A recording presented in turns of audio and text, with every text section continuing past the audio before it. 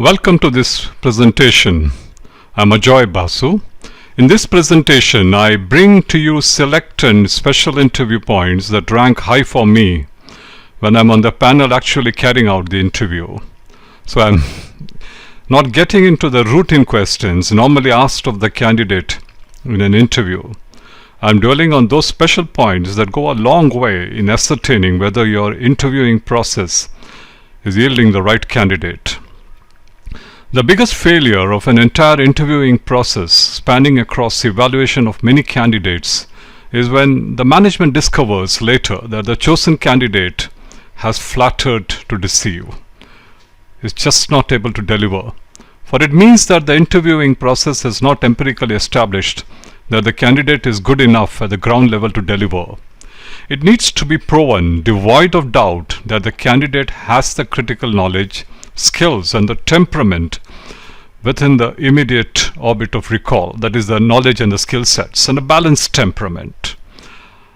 If you don't have that judgment, a reasonable judgment about these aspects of the candidate, you can go terribly wrong.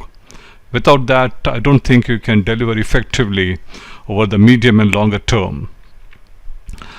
During interviews, I can tell you, it is possible that you could err in choosing a candidate who tends to hijack the interview with his or her style and colloquial prowess. Despite having limited knowledge and skill sets, they still manage to hijack. Such a candidate could get selected only to falter later after joining. For me, I need to empirically validate. When I say empirically, I mean that I need to experience for myself the capability of the candidate in a very practical manner. Now, in the interviewing process, how do I get that validation done?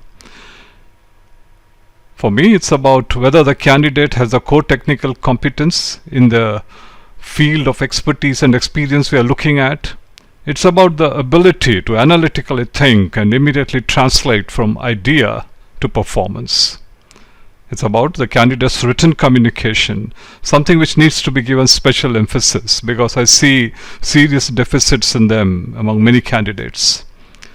The candidate's spoken communication matters, particularly in one-to-one, one-to-many, and even in public speaking if the nature of the job calls for that.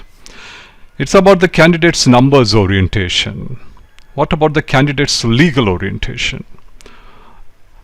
Then, an important attribute, coping with stress, having the presence of mind and temperamental stability, the ability to handle work pressure in the most demanding times, the ability to stand firm and remain wise in terms of adversity. We come to the next slide. How do I empirically establish all that we have discussed in our earlier slide? I urge the candidate to go through a project-based evaluation. I provide the candidate with a hypothesis, such as putting together a summary business plan, a marketing plan, or an assignment whether we should take a 25% stake in another company. We provide the annual report of that company to the candidate. This exercise involves calculations, so the candidate needs to necessarily work on the spreadsheet. He or she can present it on a PPT or can directly present it from the spreadsheet. The candidate has to prepare an analysis, present the report on the big screen, take questions and interact with the panel. We provide a time of about 3 to 4 hours to the candidate to make him or her comfortable in a separate cabin with a computer and an internet access. It is important for me to see the candidate actually at work for a few minutes. It matters a lot for me. It's about the method of working, whether from thought to its execution on the screen of the computer, is it a smooth one? Does he or she pause too long after getting an idea? Is he or she able to analyze it, process it quickly? Does he or she use too much of delete and backspace keys on the keyboard? These observations tell me whether we have a champ in the making for the organization. Extremely important observations, my friends, in the process of evaluation. Decades of my experience testify to that. The report is projected on the big screen and the candidate presents it to the panel. From the matter on the screen, you can make out whether the candidate is able to get the right words, sentences, and the syntax. and then seamlessly transfer it to the computer screen.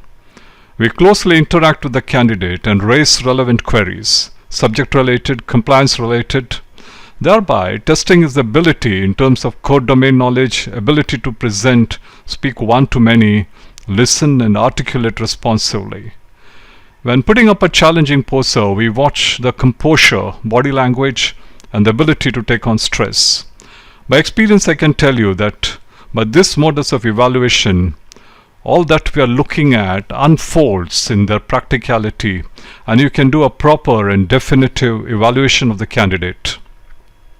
Later in the day, if possible, we invite the candidate for a visit to a restaurant where we have a relaxed conversation with the candidate and a few key personnel of the company. It shows the candidate behaviorally in terms of his cordiality, networking, value systems, and the ability to carry himself or herself. Provides a more comprehensive insight into the personality of the candidate. Before that is after the interview, I try to spare some time for the candidate. This is something which I personally really indulge in. I tell the candidate that the interview is over and that what now is being discussed has no relevance to the outcome. What better way to thank the candidate than briefly mentoring him or her, sharing what I feel the candidate should work on to enhance and empower himself or herself. That is, further enhance and empower. I find it to be a very gratifying way of reaching out, thanking and adding value to someone who has taken pains to come all the way to attend the interview. That much I believe every candidate deserves.